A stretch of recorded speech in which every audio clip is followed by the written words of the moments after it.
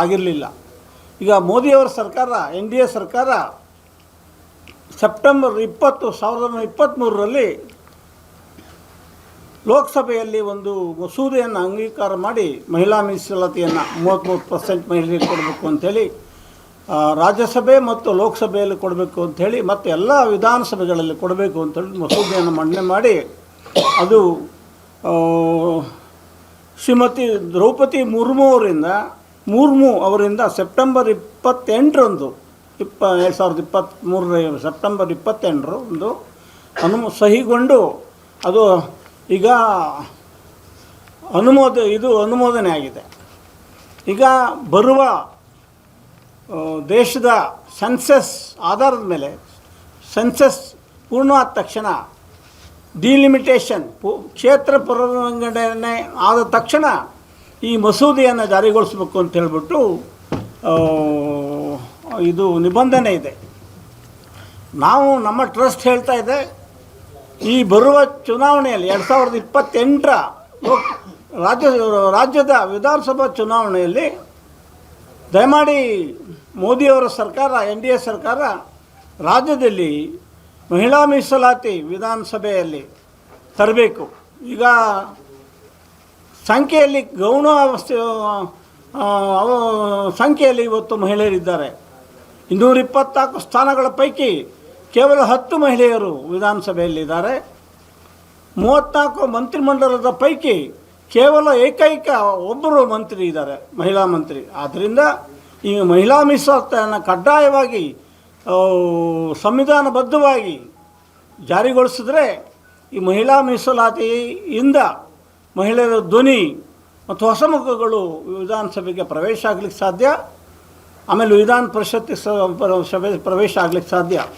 1983ರಲ್ಲಿ ಆಗಿನ ಜನತಾ ಪಕ್ಷದ ಸರ್ಕಾರ, ಅವಾಗ ರಾಮಕೃಷ್ಣ ಹೆಗಡೆ ಅವರು, ನಜೀರ್ ಸಾಹೇಬರು, MP ಪ್ರಕಾಶು, JH ಪಟೇಲರು ಸೇರಿ ಈ ಪಂಚಾಯತ್ ರಾಜ್ ಆಕ್ಟ್ಗೆ ಒಂದು ತಿದ್ದುಪಡಿ ತಂದು ಗ್ರಾಮ ಪಂಚಾಯತಿ, ಮಂಡಲ ಪಂಚಾಯತಿ, ತಾಲೂಕ್ ಪಂಚಾಯತಿ ಮತ್ತು ಜಿಲ್ಲಾ ಪಂಚಾಯತಿಗಳಲ್ಲಿ 33%, ಆನಂತರ 53%ಗೆ ಮೀಸಲಾತಿಯನ್ನು ಹೆಚ್ಚಿಸಿದ್ರು. ಅದು ಕರ್ನಾಟಕದಲ್ಲಿ ನಡೆದಿದೆ. ಅದೇ ರೀತಿಯಲ್ಲಿ ಮೋದಿಯವರ ಸರ್ಕಾರ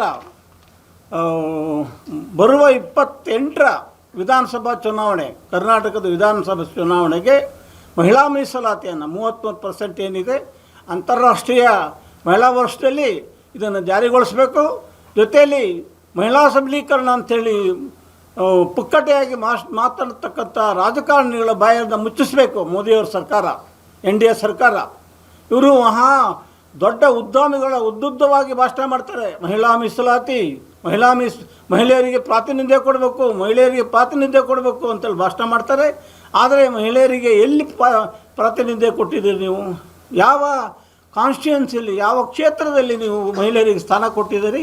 ಕೇವಲ 10 ಜನ ಇವತ್ತು ಕರ್ನಾಟಕದ ರಾಜಕೀಯ ರಂಗದಲ್ಲಿ ಮಹಿಳೆಯರು MLAಗಳಾಗಿದ್ದಾರೆ, ಒಬ್ಬರು ಮಂತ್ರಿ ಆಗಿದ್ದಾರೆ. ಆದ್ದರಿಂದ ಯಾವುದೇ ಕಾರಣಕ್ಕೂ ತಡ ಮಾಡದೆ ಮೋದಿಯವರು ಮಹಿಳಾ ಮೀಸಲಾತಿಯನ್ನು ಈ 2 ಪ್ರಕ್ರಿಯೆಗಳನ್ನು ಮುಗಿಸಿ ರಾಜ್ಯದಲ್ಲಿ ಜಾರಿಗೊಳಿಸಬೇಕು.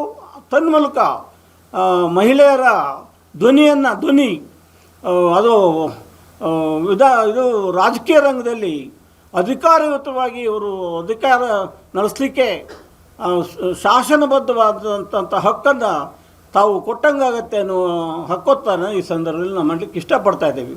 ನಾವು ಯಾವುದೇ ಕಾರಣಕ್ಕೂ ಈ ವಿಚಾರದಲ್ಲಿ ಮೋದಿಯವರು ನಮ್ಮ ಕರ್ನಾಟಕಕ್ಕೆ ಅನ್ಯಾಯ ಮಾಡ್ದೇನೆ ಕೂಡಲೇ ಮಹಿಳಾ ಮೀಸಲಾತಿಯನ್ನು ಈ ಕ್ಷೇತ್ರ ಪುನರ್ವಿಂಗಡಣೆ ಮತ್ತು ಇದು ಸೆನ್ಸಸ್ ಮುಗಿಸಿ ಈ ರಾಜ್ಯಕ್ಕೆ ಮಹಿಳಾ ಮೀಸಲಾತಿಯನ್ನು ಜಾರಿಗೊಳಿಸಬೇಕು.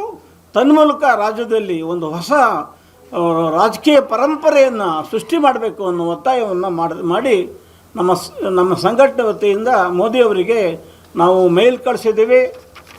ಮೇಲ್ ID ಇದೆ, ಮೇಲ್ ಕಳಿಸಿದ್ದೀವಿ. ಮತ್ತು ಈಗ DC ಅವ್ರ ಮೂಲಕ ನಾವು ಮನವಿ ಪತ್ರವನ್ನು ಪ್ರಧಾನಮಂತ್ರಿಗಳಿಗೆ ಅವರ ಕಾರ್ಯಾಲಯಕ್ಕೆ ಮತ್ತು ಅವರಿಗೆ ಕಳಿಸ್ಕೊಡ್ತಾ ಇದ್ದೀವಿ ಮಾತನ್ನು ಈ ಸಂದರ್ಭದಲ್ಲಿ ಹೇಳಲಿಕ್ಕೆ ಇಷ್ಟಪಡ್ತಾ ಇದ್ದೀನಿ. Thank you all. ಎಲ್ಲರಿಗೂ ಅಭಿನಂದನೆ. ಎಲ್ಲರಿಗೂ ತಮ್ಮ